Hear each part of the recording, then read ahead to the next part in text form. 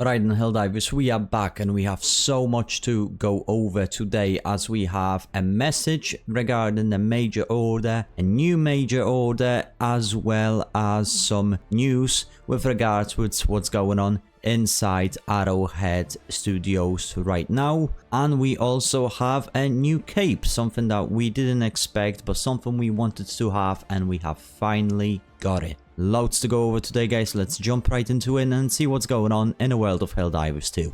First of all, let's have a look at the latest failure message coming from Super AF High Command with regards to the automaton major order. Super cities lie in ruins. Millions of innocent families are sheltered in refugee camps. The automaton invasion has reaped a heavy toll. Worst of all, the DSS facility on Crowell is in the socialist actuators of the enemy. Data extraction from captured automatons drives list a second motivation for the assault. Vengeance for the destroyed Jet Brigade factories on Court Bay. This curious detail likely evidences continued automaton efforts to programmatically replicate human emotions which they lacked any capacity to truly feel, as has been proved beyond doubt.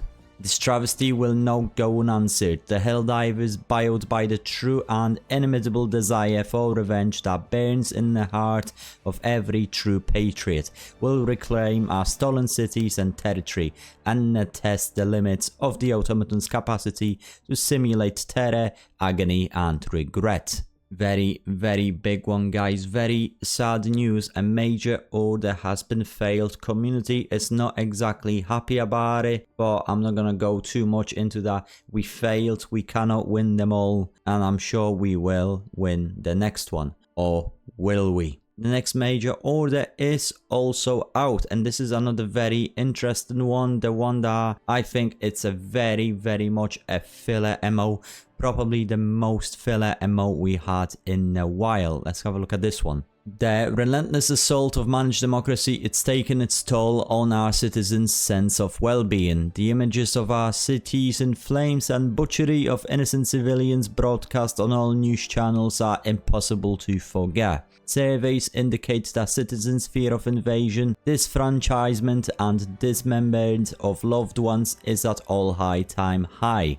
The state of affairs must be corrected. This is why Super AF government has ordered the construction of maximum security cities with no expense spared for surveillance and detection of dissidents. These cities will be ironclad bastions of freedom. Ground has already been broken for the first 3 pilot cities: Fort Union, Fort Sanctuary and Emeria. Additionally, a public relations campaign is being launched to remind our citizens that they are protected by the galaxy's greatest fighting force.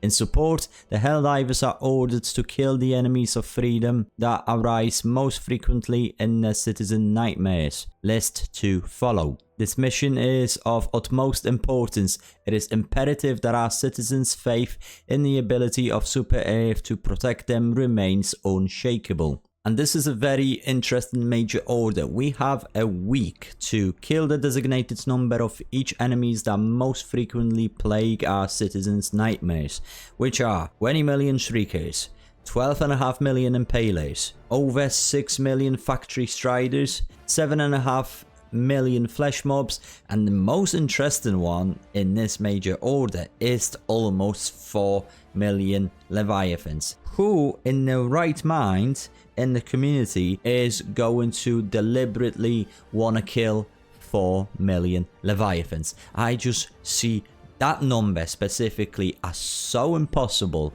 and I mean a so impossible idea behind doing this specific task in the space of a week. If we actually pull this off, I'm gonna be extremely amazed. Killing 4 million Leviathans. And why on earth are we doing a major order associated with what people are dreaming about?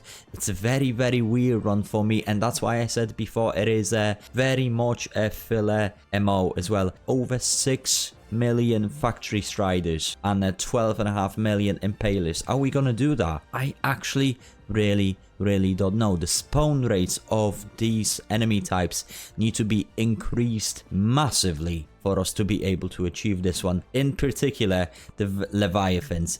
But last thing we want, guys, it's the enormous amount of Leviathans just roaming through the illuminate sectors. It's a little bit insane for me, and I don't know how to feel about this one. Please let me know in the comments down below what you guys think about this one. To me, this is absolutely insane, and I just see this to be impossible. Alright guys, moving on, we have a new cape inside of the game, and I'm not gonna lie to you, it looks phenomenal. In case you guys are wondering what this Morse code is at the back of the cape, it is translated to Decon.